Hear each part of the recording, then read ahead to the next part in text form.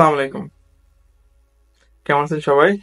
আজকে চলে আসলাম একটি ভিডিও নিয়ে। সেটা হচ্ছে খুব সহজে আপনারা চাইলে একটা ইমেজকে পিডিএফ এ কনভার্ট করতে পারবেন। অনেক সময় আমরা কিছু ফাইলকে পিডিএফ এ ট্রান্সফার করার জন্য কোনো না কোনো সফটওয়্যার খুঁজে পাই না। চাইলে আপনি ফোন থেকেও যেকোনো ইমেজকে খুব সহজেই পিডিএফ এ রূপান্তর করতে পারবেন কোনো অ্যাপস ছাড়া। আবার চাইলেও আপনি কম্পিউটার থেকেও একটা ইমেজকে খুব সহজেই পিডিএফ এ কনভার্ট করতে পারবেন। তো চলুন কিভাবে এটা করবেন দেখে ফেলি।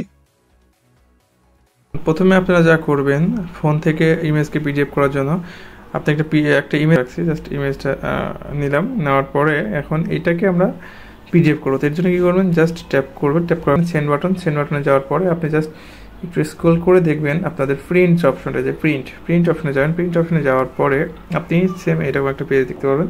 এখানে যে কর্নারটা, এই কর্নারে যাবেন, সরি 3 ডট বলছি, কর্নারে যাবেন। যাওয়ার পরে সেভ অ্যাজ পিডিএফ যাওয়ার পরে আপনার ইমেজটা কিন্তু একটা পিডিএফ এর প্রসেস চলে গেছে। এখন আপনি উপরে যেটা দেখতেছেন, আপনি এখান থেকে সাইজ সিলেক্ট করতে পারবেন। এখানে আপনি চাইলে এখান থেকে আপনি যদি মনে করেন ইমেজটাকে আপনি A4 সাইজে দিবেন, তাহলে এটা A4 সাইজে চলে যাবে।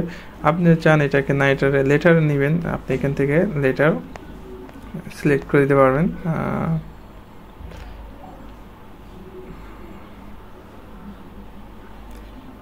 লেটারে গেলাম, ঠিক আছে।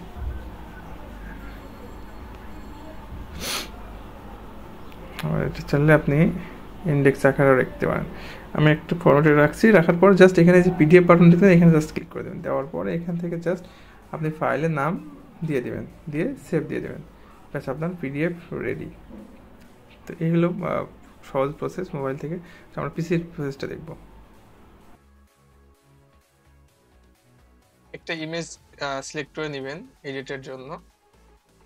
তারপরে আপনি এখানে যা করবেন তা হলো, এখান থেকে উপরে দেখতে পাচ্ছেন প্রিন্ট অপশনে ক্লিক করবেন। প্রিন্ট অপশনে ক্লিক করার পরে ঠিক উপরেই দেখতে পাচ্ছেন এখানে এই যে আমাদের প্রিন্টার সিলেক্ট করা আছে। এখান থেকে জাস্ট আপনি নিচে মাইক্রোসফট প্রিন্ট টু পিডিএফ এটাতে ক্লিক করে দেবেন।